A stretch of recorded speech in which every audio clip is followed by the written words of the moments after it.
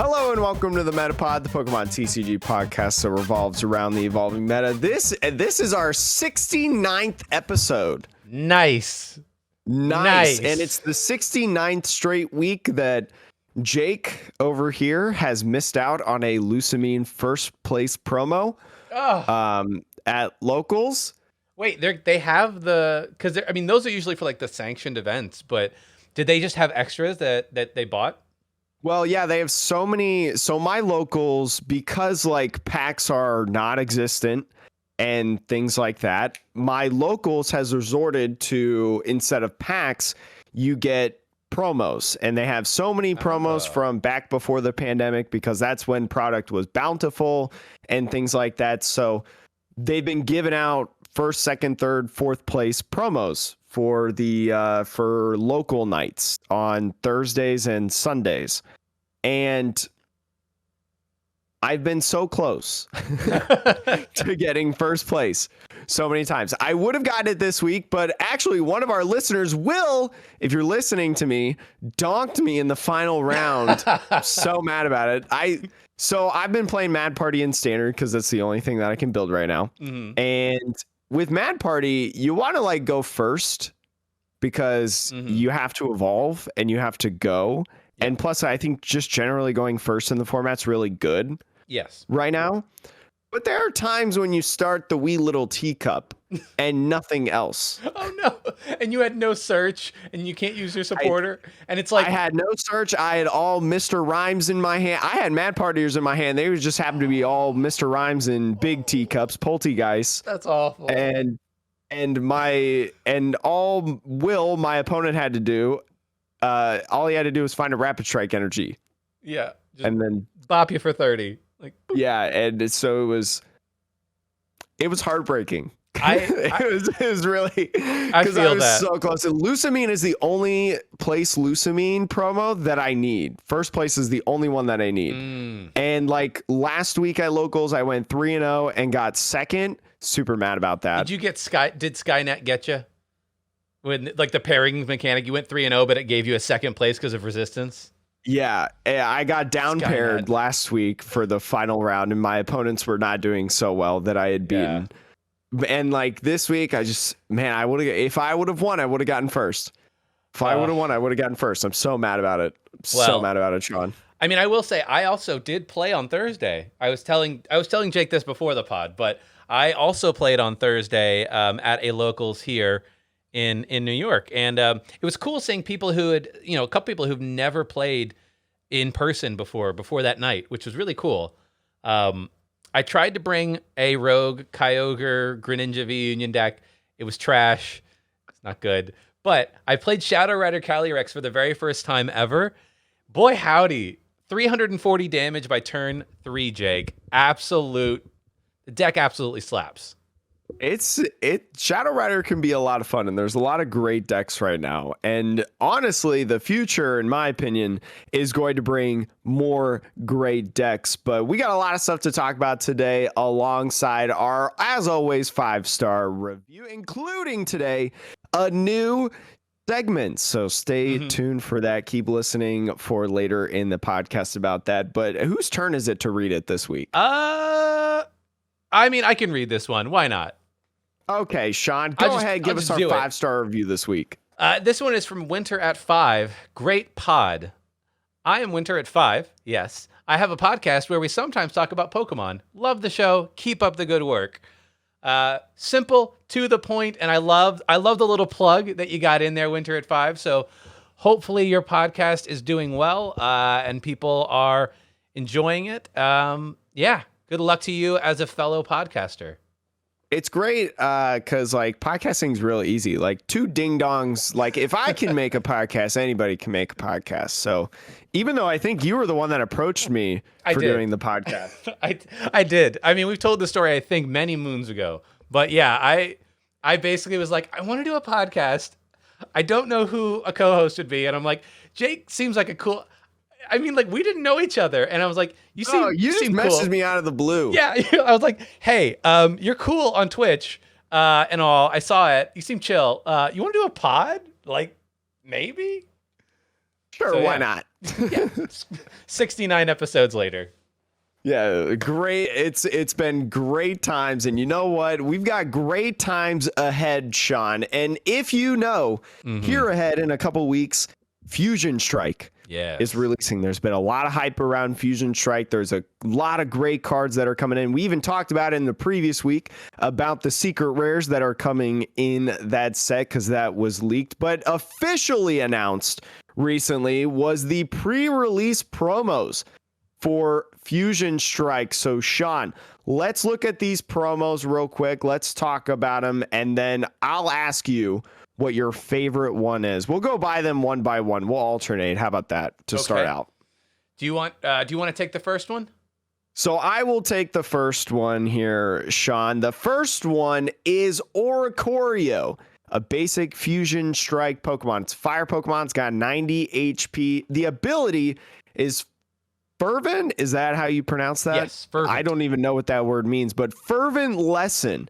The ability says, as long as this Pokemon is in play, your Fusion Strike Pokemon take 20 less damage from your opponent's attacks. You can't apply more than one of Fervent Lesson ability per turn.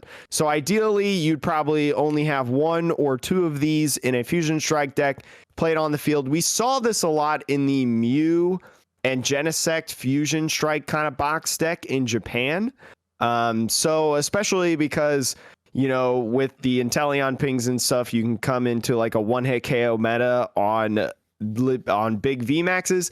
This can actually help you out. Okay. In my opinion. Yeah, I saw this and I was honestly a little bit like, I'm not sure about this one. Because like I always find that the like 20 less damage, unless you're playing a deck that is very tanky, you know, like Lucario Melmetal or some of like the Colossal VMAX style, like the big ground type decks back in the day, fighting type decks. Those, because you're doing a lot of damage reduction, like, yeah, that 20 is fine and it adds up with other stuff. But in the Mew VMAX, like, you're not doing a lot of damage reduction. So that to me was a little bit like, I'm not sure, but if you say it's being used as a one or a two of for a specific matchups, then I guess that makes sense. It's really only for, as of right now, from what we've seen in like early videos and stuff from like Omnipoke or like Luke and stuff, this is really just like for the Mew Genesect box, essentially.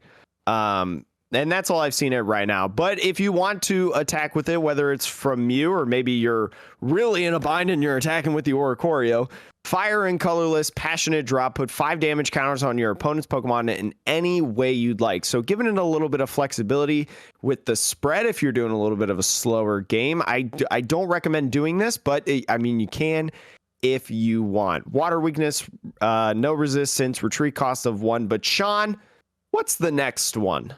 The next one is very exciting, actually. It is Pyukumuku. And it has the ability Pyukumuku Fling, which is a great name. Once during your turn, if this card is in your hand, you may put this card on the bottom of your deck. Then draw a card. You can't use more than one of this ability during your turn. So you couldn't if you only had 4 of these left in your deck, you couldn't infinite cycle this too, which is good. Yeah, it's probably like a one of, I would say. Well, so I don't know. It may be a one of because you don't want too much chaff in your deck. But I actually think about this card a little bit like Judge Whistle. Jake, if you're familiar with Judge Whistle, it was like, I think it was a team up card. And originally the card, the way it was intended is like you would play it and then you could get a Judge card from your deck and put it into your hand, which was like a supporter. It was like a supporter that was like a mini Marnie, kind of. It's like a early form of Marnie. From the discard pile. Oh, from the discard. So it's like a Versus Seeker specifically for Judge. Yeah, so it was like a Versus Seeker for bad Marnie. And people did play Judge in some Pikarom decks back in the day, but you didn't play Judge Whistle in those decks for that reason. You played Judge Whistle because mathematically, Judge Whistle was essentially like turning your deck into a 56-card deck if you played 4. Because what its secondary effect was that you could choose was simply draw a card. So it's an item, and you could play it to just draw. It's a draw 1 free cost item. In some ways, I think of this Pyukumuku very similarly, which is, yes, it goes back onto your deck, so it's not thinning out your deck necessarily, But whenever it comes into your hand, so long as you don't have multiples in your hand, it's essentially you put it into your deck, you draw another card. And I'm like, a once per turn draw, to your point, Jake, if it's a 1 or a 2 of, it's not bad. I think I actually quite like this mechanic. I don't know if this mechanic has existed in the past, but I think it's fun. I think you play this card if you're playing level balls and scoop up nets. Yeah. Because obviously the worst case scenario is this guy is on the field. It's your starting Pokemon, boom, shebang. Then even if it goes in the discard pile, then to be able to utilize it, you'd have to have like an ordinary route or something in your list. Yeah. So I think if you're using scoop up nets, for whatever reason, maybe you're like Dragapult or Luke's Vaporeon and Urshifu, I think this is a good addition because then if you do start it, you can get it off the field and utilize that ability. It's a 80 HP Pokemon as well, so like Level Ball works with it, Quick Ball can work with it, and just think about like if you know it's at the bottom of your deck or whatever, maybe you end up getting Marnied. If you get that level ball, that's another reason to shuffle up the deck, just finding that Pyukumuku, and then boom, you can use that turn. And so you could go multiple consecutive turns utilizing that Pyukumuku, which I think is very, very cool. Yeah, I do like this. So of all of them, I mean, we'll see 2 more, but this one is the one that immediately stands out to me as being interesting. Particular. Yeah, I think I agree. It's the most interesting of the 4, I would say. Jake. And also the art in it as well. It's the recognizable art of Tomokazu Komiya. So, I mean, we've seen the different arts in this art style from them. If you're seeing this on YouTube, if you're listening on Spotify or Apple Podcasts or whatever podcasting platform, you may just know from that name what this card could look like. So it's a pretty cool one, I would say. Jake, but another cool one. Oh, sorry. I was going to say, Jake, what is the next card? Another cool one is Deoxys. So if you remember this Deoxys, basic psychic Pokemon, 120 HP, it is Fusion Strike, Rapid Strike, and Single Strike. So a card with all 3. Believe it's the only card that will be of this as of right now, which is really cool because cards that search out Rapid Strike Pokemon that we have, like Octillery, cards that search out Single Strike Pokemon, whatever that may be, and then also Fusion Strike, they're all going to work with this. So this is a multiverse Pokemon, and especially because it's a 3 colorless cost for its attack Photon Burst, 80 plus damage. If this Pokemon has Fusion Strike energy attached to it, it does 80 more damage. That could be a really, really cool tech card. I would say it works with Fusion Strike energy. It works with Rapid Strike energy. It works with Single Strike energy, powering up that, through the Houndoom. Could do that. I could see this being like a one of tech card index. I don't know if it's good because 3 energies is kind of, costly. Well, we do have Twin Energy, right? Still. Yes. And we do have that as well. Rapid Strike energy would work for 2 energy on here. So it kind of has 2 double colorless energy in format effectively. I feel like though, as of right now, it probably fits best with like Single Strike because of the Houndoom ability and doing more damage. Because like 3 is different than 2. Yes. Like 3 is a little weird when you talk about like Rapid Strike energies. So specifically the Rapid Strike category. Because like you don't want to attach 2 Rapid Strike energies to it, but I feel like this is a card to where you want to be able to attack the turn you put it down. And so Single Strike, at least at this point, kind of makes the most sense in that aspect, in my opinion. I'm going to look up real quick what Fusion Strike energy does, unless you know. I'm pretty sure like the Eliza allows you, the new Eliza card allows you to like accelerate energies, but I could be could be wrong about that. Eliza Sparkle, that's what the card is called. Choose up to 2 of your Fusion Strike Pokemon. For each of those Pokemon, search your deck for your Fusion Strike energy and attach it to that Pokemon. Then shuffle your deck. So I think it works like Fusion Strike and Single Strike are the ones that you work out with it because you can use Eliza's Sparkle to accelerate a Fusion Strike energy onto Deoxys, and then you can use something like a Twin Energy or a Rapid Strike energy to then attach it to that, and boom, that fills that 3 energy cost. But I think that's just more awkward than Single Strike, in my opinion. Does that make sense? Yeah, I think the only thing this card has going for it is you would play this, I think, for weakness, right? Yes, because you would definitely 80 plus play it for 80, weakness. That's 160. 160 times 2 is 320. Now 320, you're all of a sudden in VMAX Oko territory, right? Yeah, so the fact that you have all of these options of energy types means that I think it can be played in a variety of decks, but you do have to play the Fusion Strike energy in it, whatever deck you're playing. Yeah, I think it could be really interesting against like Rapid Strike or Shifu VMAX. That I think is its best like counter to it, in my opinion. But Sean, what is the final one that we've got of the 4 pre-release promos? The final one is Latias. It's a basic Fusion Strike Pokemon. The ability it has is Red Assist. Once during your turn, you may use this ability to attach a Psychic from your hand to one of your Latios in play. Interesting, it does not say Latios V, Latios VMAX, Latios, just Latios. So if they ever produce a V or a VMAX or VSTAR of Latios, then that will actually be a big deal.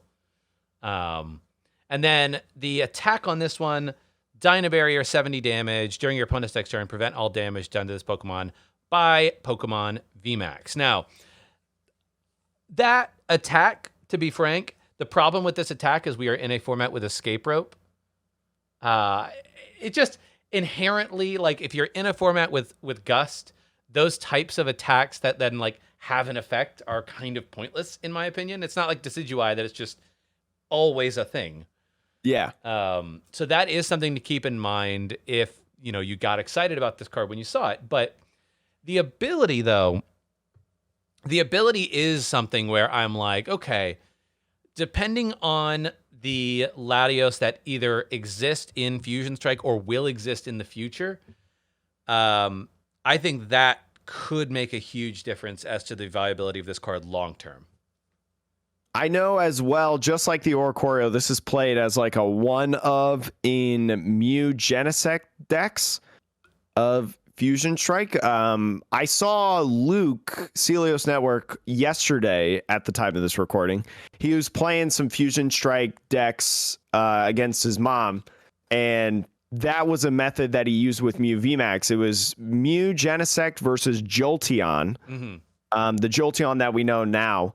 And what Luke was doing was just using that Dyna Barrier attack to prevent Jolteon VMAX from doing any damage to the Mew active. So interesting strategy, I would say. And was the again, thought I there think it's a one of. Did he only have like one of them in the deck?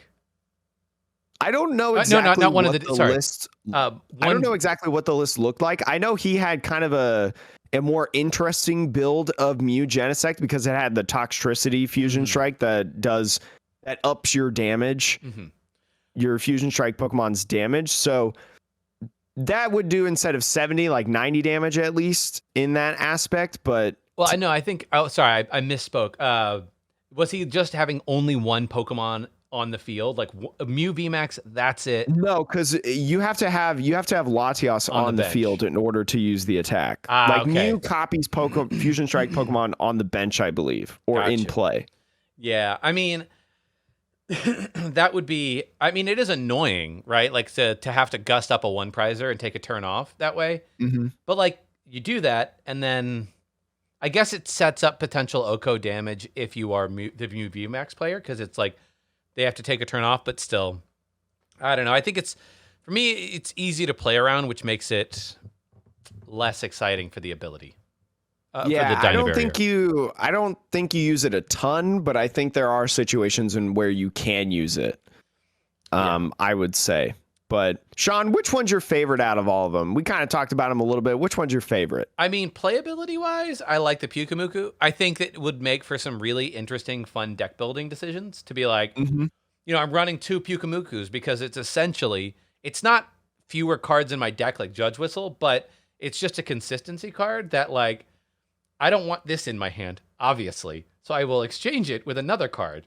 And like, that's pretty cool. Imagine that that Pyukumuku in a deck that also runs Oranguru, right? So you can swap something to draw a card, and then Pyukumuku to draw the one that you drew right back. I don't know. Like there's some interesting mechanics. I think between this and the Mew from Celebrations and Oranguru, like there's a lot of really interesting top of your deck kind of manipulation stuff that you can do, and I like that. I think if you're an Inteleon deck, because if you're an Inteleon deck, you're playing level balls. I think you play this Pyukumuku. I think you play this one of Pyukumuku. I think it could be cool. There's a lot of ways to search it out, because even a lot of times as well, like, you know, especially maybe later in the game when you have another quick ball left or you have another level ball left, you're not exactly looking for like a Sobble or your basic Pokemon attacking Pokemon or whatever. So that's another utilization to draw that final boss that you have, or to that final piece of the puzzle. That's actually really interesting, because it almost makes your deck more consistent as time goes on. Because if you do draw into it, that's basically you see one more card from your deck instead of having like a dead card. Like, because, you know, you may draw like an Evo Incense, and like technically that could thin your deck, but if you don't have any Evo Pokemon, it doesn't really get you what you need if you need a boss, right? Yeah, and especially if you get like Marnied into a dead hand, like what if that hand had Pyukumuku? You didn't have any draw supporters in that hand, but you had a Pyukumuku at least, so you can see one more card. Yeah. I like it. I like Pyukumuku as well. I think it's very, very exciting, but I'm also really excited about Deoxys, because I think Deoxys has a lot of different opportunities. And plus, Deoxys is a super cool Pokemon. So like it just works out. But I think with it having all three of those, fusion, single, and rapid, and like the cost and a decent attack as well, I think it could be really cool. But I agree, like Pyukumuku is a close second in my opinion. Yeah. Well, actually, so speaking of all this, so in terms of the pre-release, this weekend, it should be the weekend that stores either start selling the kits, or, you know, some stores may actually have unsanctioned events where you can go and you can build. And so obviously, if you are doing an unsanctioned event, you know, be safe about it, all that good stuff that we've been talking about for months and months now. But it all starts this weekend, which is very, very exciting. And you know what else is very exciting, Sean? I mean, that got announced, I think, Tuesday. Everything else we were talking about got announced Tuesday. Yeah. From now on is all Tuesday stuff that released after the podcast was released, or just before the podcast was set to release. But the first thing that we're going to talk about is IRL events are coming back in full swing here soon. Last week, we talked a little bit about different regions getting like league play and like the ability to meet up again. But now we have gotten sanctioned Pokemon events for the World Championships of 2022. Opportunities to get play Pokemon points. Sean, do you remember how many play Pokemon points you had from the 2020 season? I want to say 90, 92. Ooh, I think I had 77, I think. Yeah. So it's still going to be, mine are all from league challenges and cups. Mine as well. I have no regionals, or I have never even attended like a regional, so no opportunity ever to get points in like a regionals or ICs or SPEs or whatever. So, I mean, now's your chance to get all them sweet regional points, Jake. Now that you are no longer a collegiate student/athlete announcer person. Yeah, but it costs money, Sean, and that's something that I don't have a lot of. So we'll figure that out. But if you do not know, for the World Championships, the 2022 championships, you have to still get 500 play Pokemon points, and there's many different opportunities. If you're in North America, it's 500. Oh, yes, I'm sorry. If you're North American Masters, I should say. Yes. So if you're over 18. Yeah, they did update that everybody would be moving into their respective correct divisions now. They're not going to keep people in the divisions they were at when the last season ended. But your points will still transition. So, I mean, which does mean, though, that if you were in the juniors division, right, or the seniors, and you only needed, I don't know, 200 points, I don't know the numbers, Let's hypothetically say. Right. And you had 200.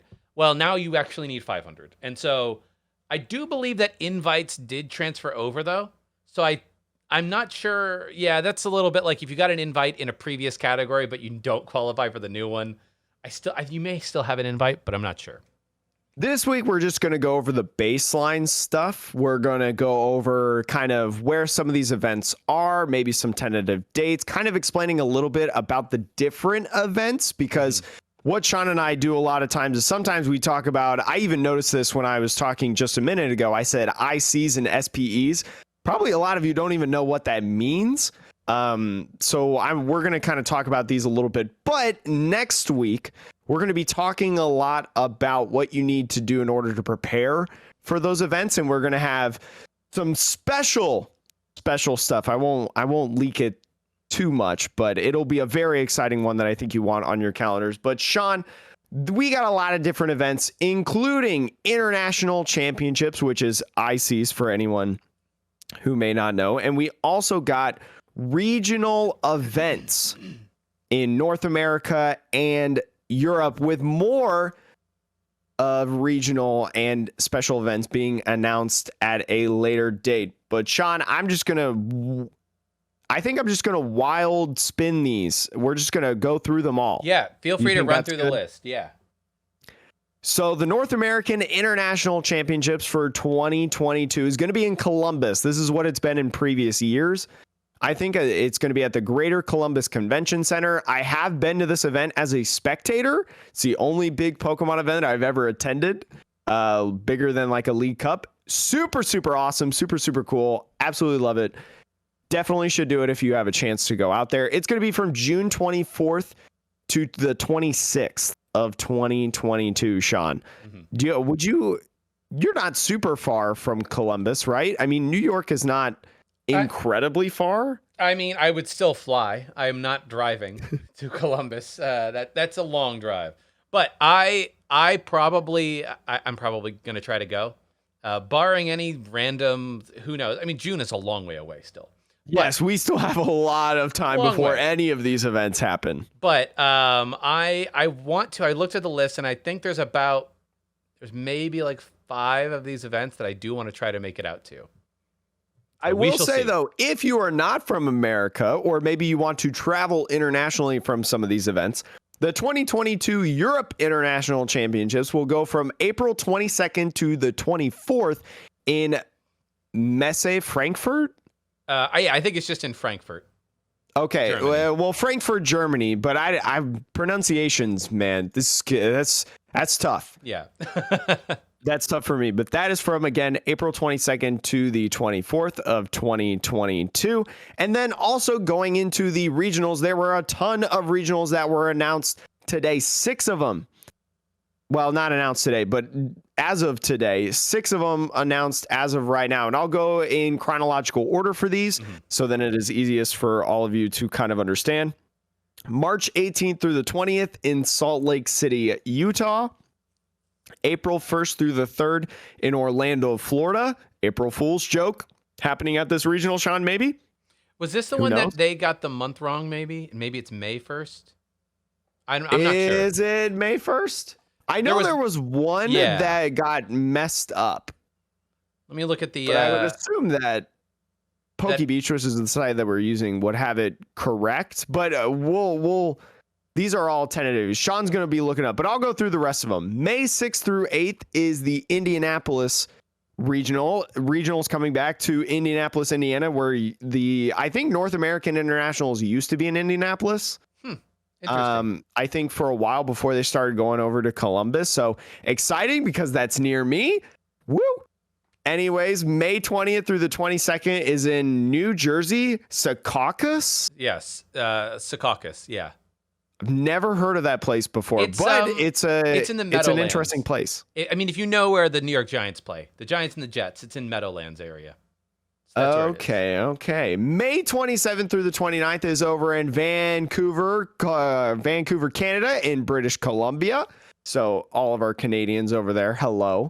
We're coming to you. And then June 17th through the 19th in Milwaukee, Wisconsin, the US of A. And then, Sean, in Europe, if you are not from America or maybe you want to travel internationally to a lot of these events, March 26th and the 27th will be in Liverpool in the UK. May 7th and the 8th will be in Bilbao, Spain as a special event. And then June 4th and 5th will be in Milan, Italy as a special event as well. And again, more regionals and special events may be announced later. So this is just a starting list. In terms of North America, it's interesting. They've chosen a very clear break of like, okay, mid-March, right? As that's when we're really going to get things rolling. Mid-March with Salt Lake City, moving from there. It makes sense, right? Like getting past the big crux of winter. And probably it's the other side of spring break for a lot of schools as well, which is a bit of a big deal. Or maybe that March 18th will fall right around spring break window. But yeah, I don't think that we should expect to see anything before that date, to be honest. And then I don't know. Like, they could have a few more regionals squeezed in there, I suppose. Like, there are some dates in April that you could squeeze another one or two in, but I would be surprised if there's that many more regionals in North America. I think that maybe if we get another one, it's going to be in some place like Portland or like Seattle or like somewhere along that West Coast. Because you look at these different events, these are all like the East Side, like Midwest and East. And the only Western event is Salt Lake City, Utah. I mean, Vancouver. Wait, is Vancouver on the East side or the West side? West Coast of Canada. Oh, I thought it was on the East side. Yeah. Maybe I'm thinking of Montreal. Well, so that's considering Vancouver is like on the opposite end of Canada from where the majority of the population lives, that's the one where I'm like, I could maybe see a Toronto, depending on, logistics. I could see a Toronto one squeezing in April because it'll be warmer at that point. And they did have a Toronto. I wanted to say they might have had a Toronto regional scheduled last time. That was the one I was going to go to, actually. I'm pretty sure 16th. Toronto was the one that was like the one that was going to happen, and then everything shut down. Because I remember some people from our locals were going to go to it, and they got stuck in Canada. Yeah. So that's one I could see for like the East Coast Canadians, giving them an option to not have to travel internationally. I could maybe see one of those. It is a little surprising not to see anything in Texas or California. I know that Dallas has also been a big staple for especially expanded regionals. Now, one thing that we haven't mentioned yet, but they did say is all of the current regionals and ICs, every event that's listed, are standard events. There are no events scheduled for the expanded format as of yet. That also could be where we see new events pop up. Like I said, nothing in the southwest at all, really. Like you have Salt Lake City, which is kind of in the west, Midwesty kind of area, but yeah, nothing in California or Dallas. So you might see a couple of expanded regionals pop in here, I think, and that's about it, in my opinion. It'll be really, really interesting. And as we have talked about, things are ever changing. Things kind of happen at the drop of a dime because of the pandemic and the world that we're in. For large championships of 300 plus attendees and staff, venues are to institute the following vaccination policies. Live attendance at Play Pokemon events by players, audience, and staff should be restricted to individuals who are vaccinated. So I would say probably for every regional that you want to attend, make sure that you're vaccinated, because I would assume that most regionals will have over 300 people. Yeah, I think my gut would be is that every regional is going to just mandate a vaccine policy because they're not going to be like, well, no vaccine yet. And then when they hit 300, be like, actually, vaccine. No, they're just going to say vaccines for everybody, assuming 300 plus people. Any attendees and staff, I mean, there's going to be like 50 people on staff between judges and TOs and all that stuff anyways. Attendees must present evidence as well, confirming they are at least 2 weeks before the start date of the event. They receive the final dose of the vaccine that is recognized by the WHO emergency use listing. Current vaccines of the WHO list as of June 18th, 2021 are Pfizer, Moderna, AstraZeneca, J&J, Sinopharm, and Sinovac. I haven't heard about half of those. Well, it's because in the U.S. we have Pfizer, Moderna, and Johnson & Johnson. AstraZeneca, I want to say, is the European one. And I want to say Oh, Sinopharm and Sinovac might be the ones that Asia is getting more often than not. But I'm probably wrong on that one. But yeah. interesting. Again, this is all subject to change. This is just big stuff that has been announced. This brought a lot of hope. This brought a lot of happiness in the Pokemon TCG community.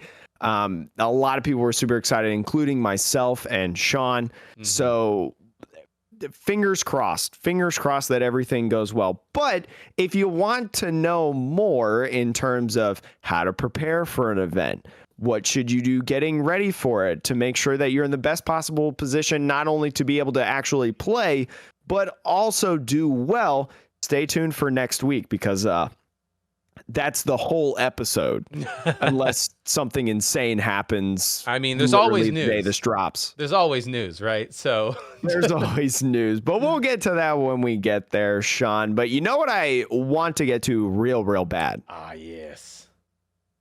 The new VSTAR mechanic has been revealed, showing off Arceus VSTAR, revealed by Creatures and TPCI, the upcoming mechanic.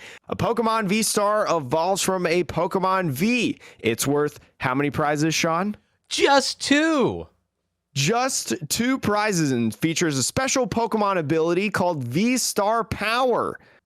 Basically like a GX, except it's an ability, Sean.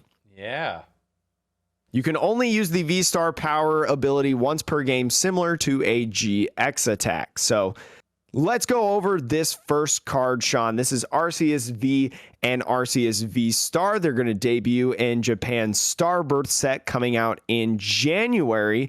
The English version of Arceus VSTAR has also been revealed, but the set that it's coming in is unknown. So that'll be interesting, but skepticalization. You mean the Arceus V or the Arceus V Star? Speculation is the word that I'm looking for. Yes. It said a lot of people are speculating that this will come in our February set. Yes, I would agree with that.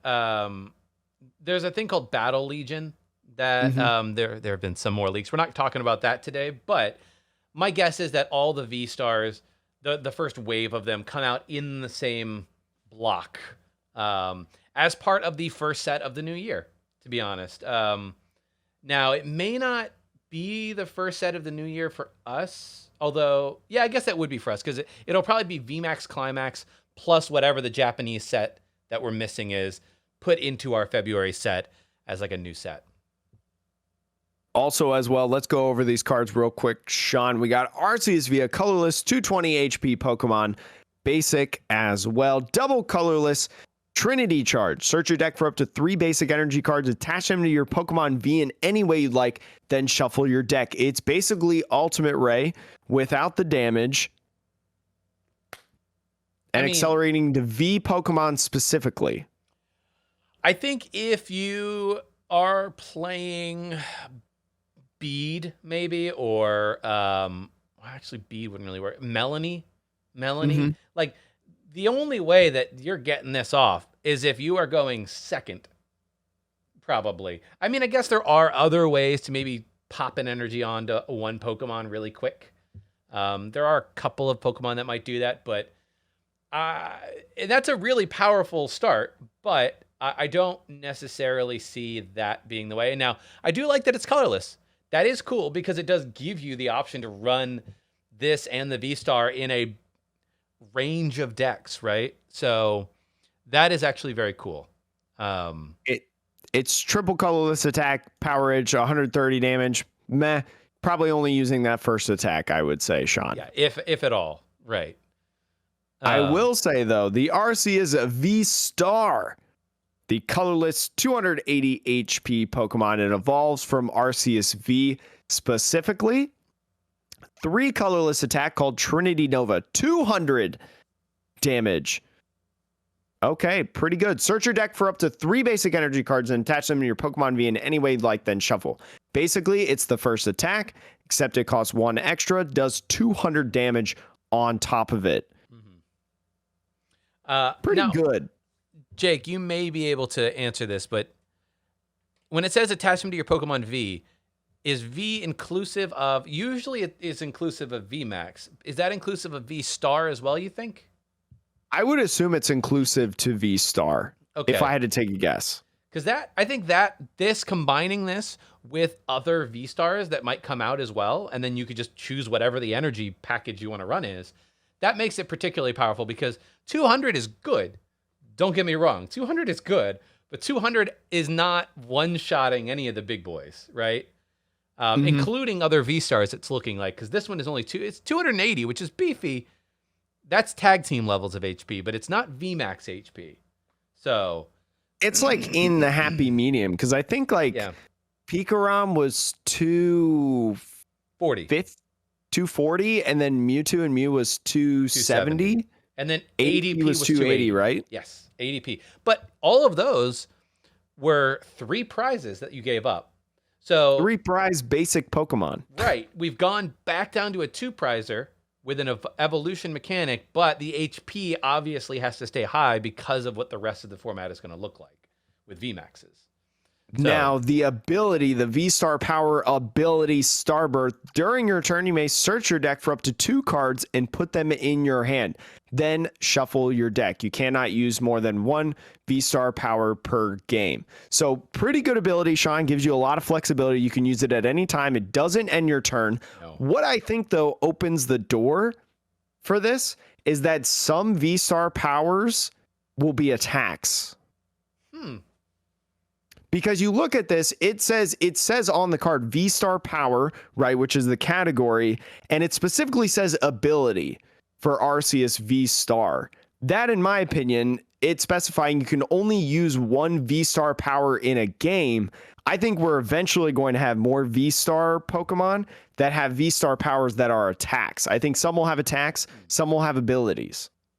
That is interesting. I don't know. It's not a crazy idea, right? Like, because they have it's not called V-Star Power Starburst, right? It's like they put a break. For those of you who are not watching on YouTube and haven't seen the card, there's basically a literal break in the card that sections off whatever the V-Star Power might be. If they do introduce attacks, my gut almost says that the attack though will come much later, and that they actually are leaning on the difference between this and GX being that it's an ability and not an attack. Because also I think there's a nice element of you can actually prevent V-Star abilities being used, because V-Star powers being used, because Path to the Peaks turns off abilities. And there are in expanded other ways to turn off abilities. There's like, so it can work to, I think, balance out. Like, they can make some crazy V-Star powers now. And unlike ADP or other GX Pokemon, where the only way to ever stop somebody using the attack is if you're using like Bubble Hold or some nonsense, right? Which Ranger. Right. Like, you can play around, Path to the Peak by playing your own stadium, but it requires you to have things in hand. And so that's almost why I think that if they keep it abilities, that is a recognition that giving people the option to counter a V-Star power is a better gameplay mechanic and dynamic. I think it's very interesting too. We talk about how these are strong, they're getting a little smaller, 2 prizes. I think these cards are still like super powerful though.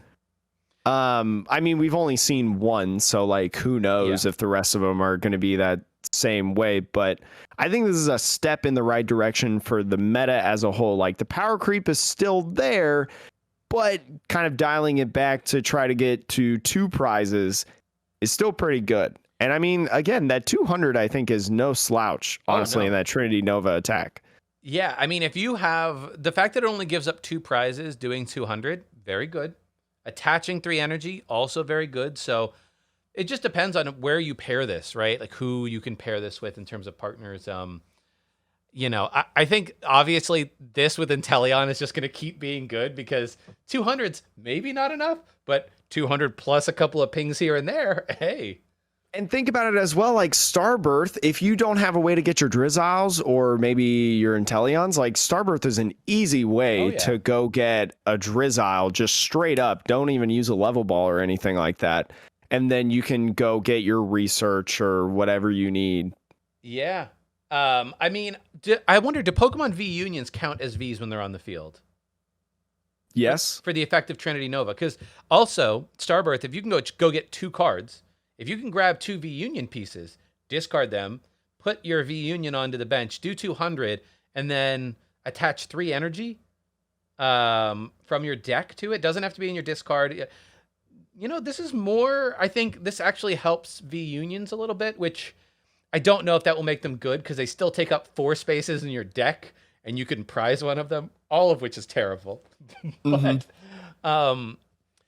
yeah, the one thing I wanted to say about this that I feel like this VSTAR announcement, I'm going to go back to just the me and you screen now, Jake, but Ooh. I know. Thinking back though on the entire Sword and Shield block, if you compare this to the Sun and Moon era, the XY era, really those 3, but even you can go further back to Diamond and Pearl, right? Which is where this V-Star mechanic is born from, which is in the Diamond and Pearl era, they had Level X. And so that's basically just what this is. It's Level X remixed. The entire Sword and Shield block, in many ways, Jake, I think that we can define it as the remix era for Pokemon TCG.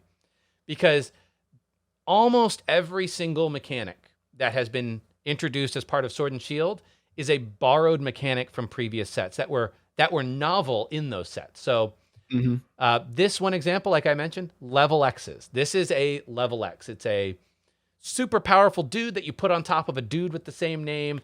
And you can only, I think there's like a rule where you can only have one of something in a deck that's like, I don't know. Some rules like that. The ability that you can only use once a turn, once a game, V-Star Power, is essentially your GX attack. So that is a remix from the GX era.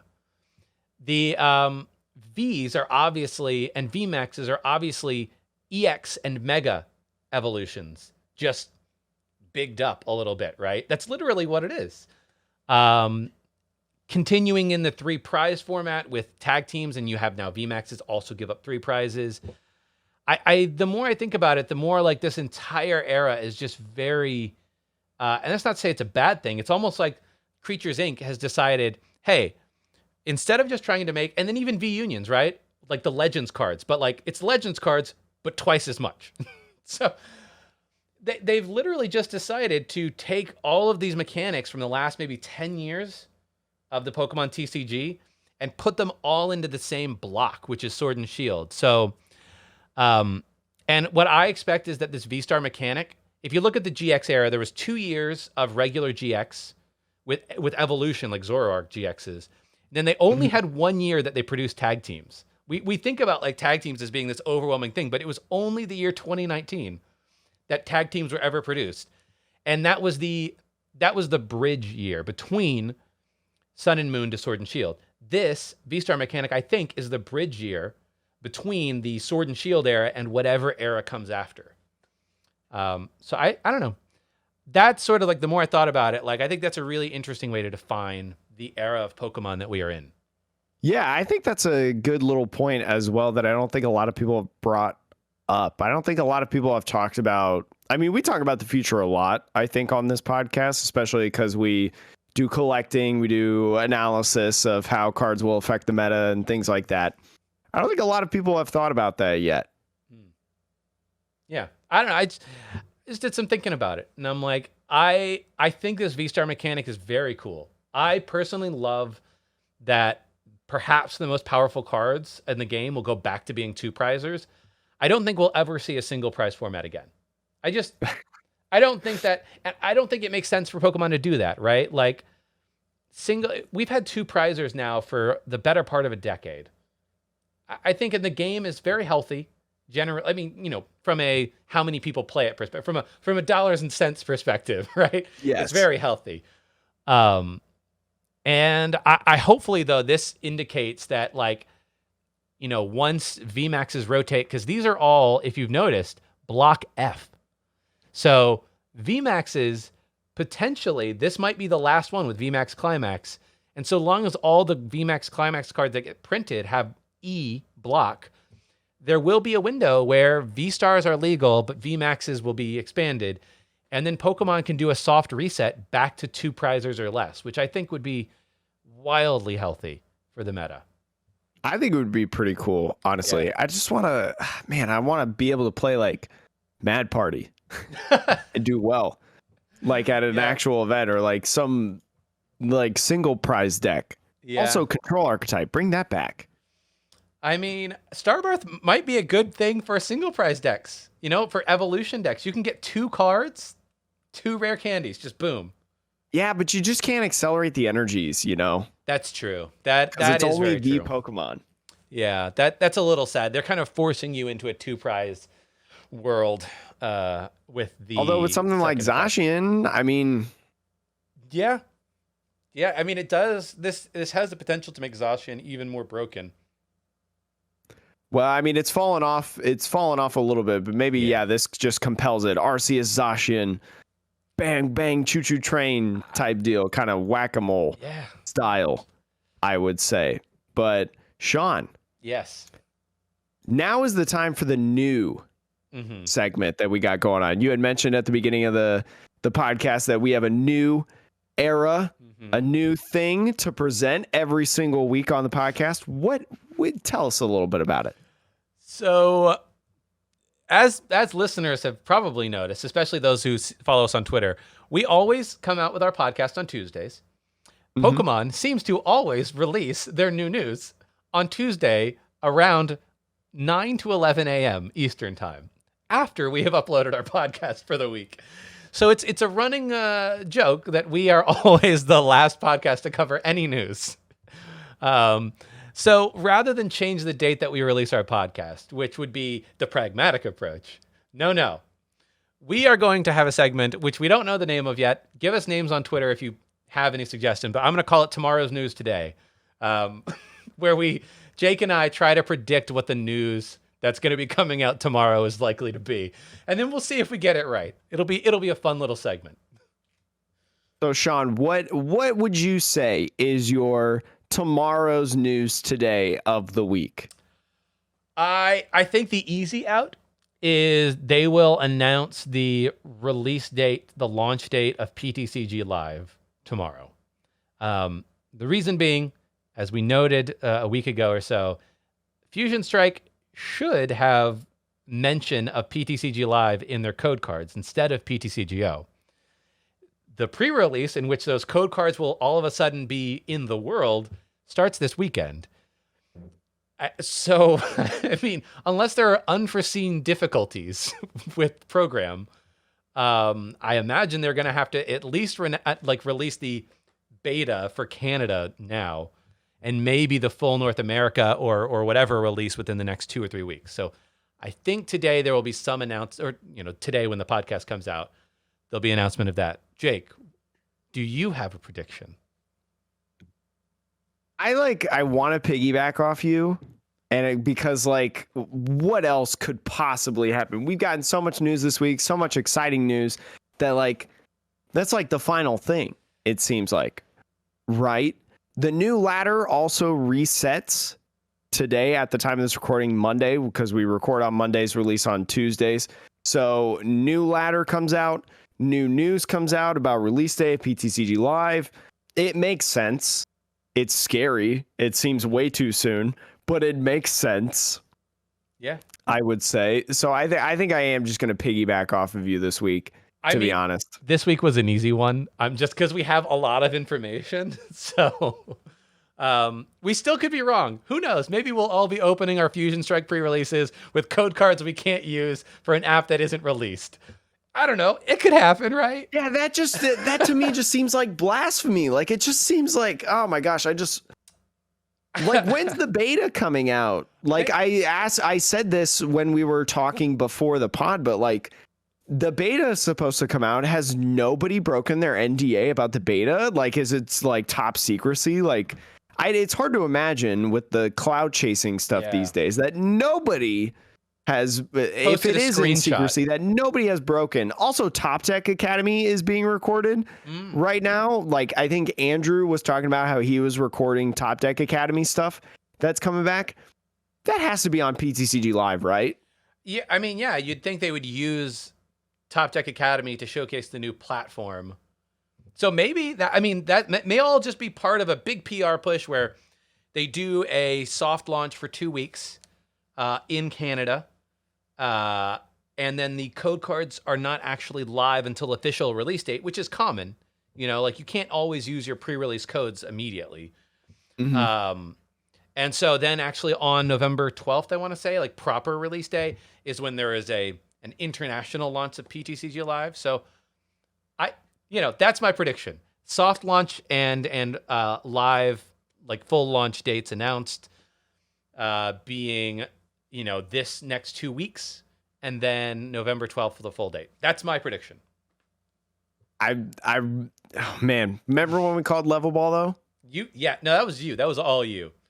We did that so we could call something through this here. I wouldn't be surprised if we had like a 33% hit rate on these predictions after like 3 months. I mean, maybe some listeners will keep tally for us on what our batting average is on this. But anyways, if you like this podcast, please make sure to leave a review on whatever podcasting platform you're on. Spotify, YouTube, leave a nice comment as well if you're listening/watching through that. And I hope that you join us next week on the podcast. A very exciting episode in the works. I can't contain my excitement. I just want to leak all of it right now. All right. See y'all next week. Bye.